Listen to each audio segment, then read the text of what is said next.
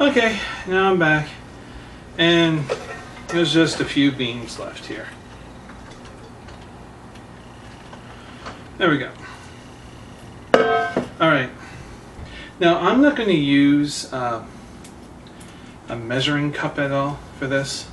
I'm just going to eyeball it, but I'm going to say the measurements if you're curious.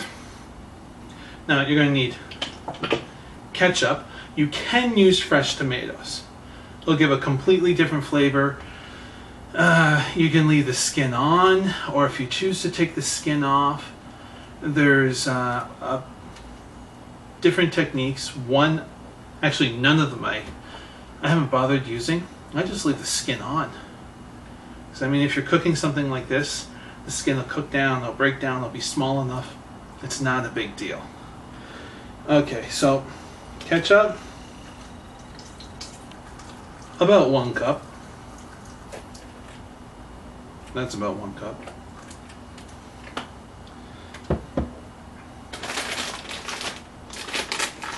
Some brown sugar.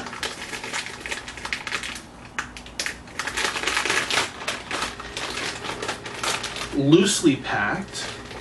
Now the difference between loosely packed and tightly packed is just what the description says.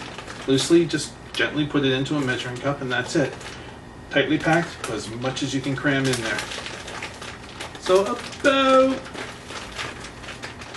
1 cup. It's probably a bit more. No big deal.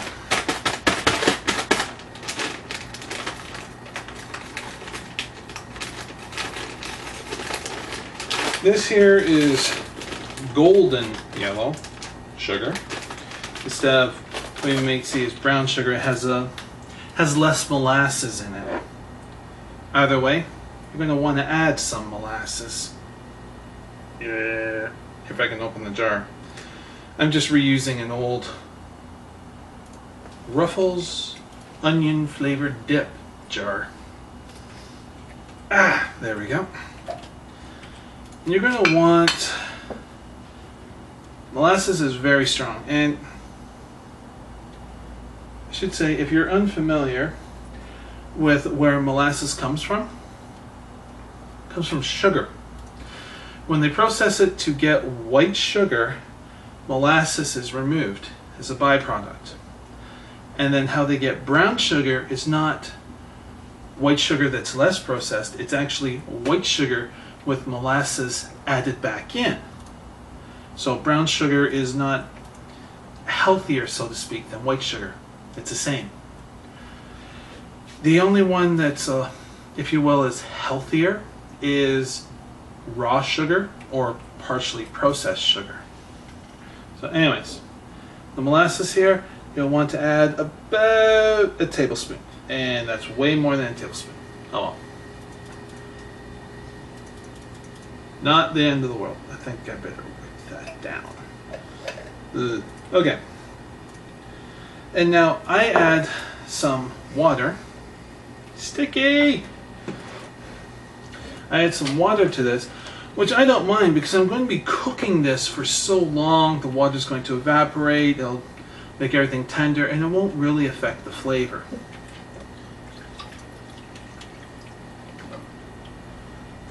See, a little bit more. Yeah, it's about halfway. It's all I need. This is actually going to cook down over time. Now I'm going to put this on the stove. Well, I'm going to stir it up, which I forgot the spoon in the kitchen. Stir it up, put a lid on, put the temperature on, not the lowest setting, just 1 or 2 notches above that. Then when it comes to a nice hot simmer, I'll turn it down to almost the lowest. And then stir it about every half hour, every hour. And because there's raw pork in here, and these beans are still, they're not rock hard, but they're still very firm. That piece went flying over to the couch. See? Oops. Still firm is going to take a long time, so I'm going to let this go for about 4 or 5 hours before I turn the camera back on to show you the progress. and then I can show you a piece of the meat, and then maybe we can adjust the flavor if it needs to be adjusted, if it's okay to taste. Well, anyways, until then, this sucker's going on the stove on a low simmer. See you in 5 hours. So we're going to take a look at this. This has been cooking for about 5 hours now. Can you see into the pot?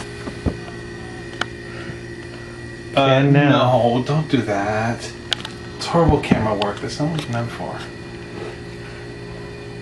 You should try by. Okay. Well, it's cooked down quite a bit. The meat is just falling off this bone, the bit that I couldn't cut off here. Hang on. Ah! That was a piece of bone that came off, part of the joint. The meat is cooked and it's just falling apart. But the beans aren't quite at the consistency of what I want, so I'm actually going to be adding some more water and just letting it cook longer. And going to bed very late. So just add a bit more water. Just letting it cook down and evaporate.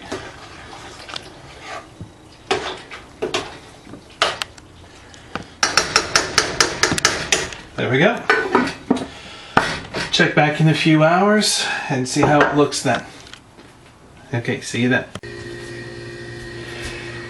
Okay. I'm talking a little bit quiet here. Mike is asleep. It's like 1:30, quarter to 2 in the morning. And I've been up for about 20 hours now today. Alright. This is pretty much done. So, I'm going to show you here. It's a little bit hot, but bring this in here. Here we go. This is a piece of the pork. It just falls apart. It's so tender. And the beans now are also like that pork. Very soft. Wonderful to eat. So, this is done. Took quite some time to cook. Let's see here. This is the bone.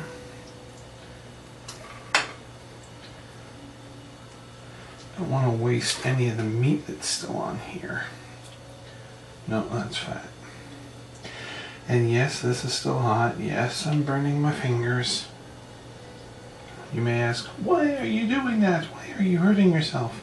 I'll heal. It's not the end of the world. See here, a piece of that gristle fell. Okay, just put this here.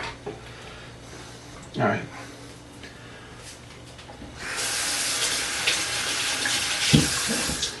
So let's have a taste of this.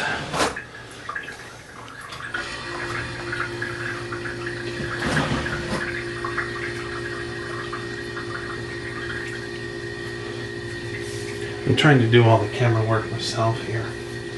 It's a little bit awkward. Alright, there we go. Okay. Let's have a taste.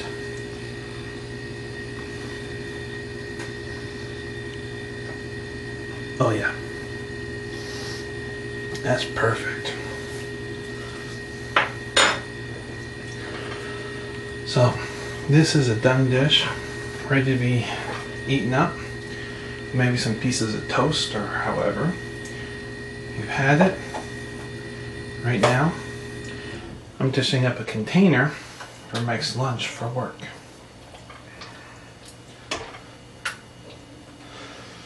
And I know this can take a long time to do it this way.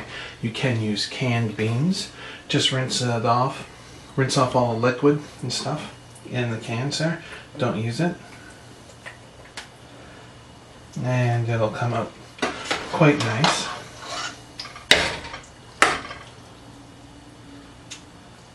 shredded pork all through it.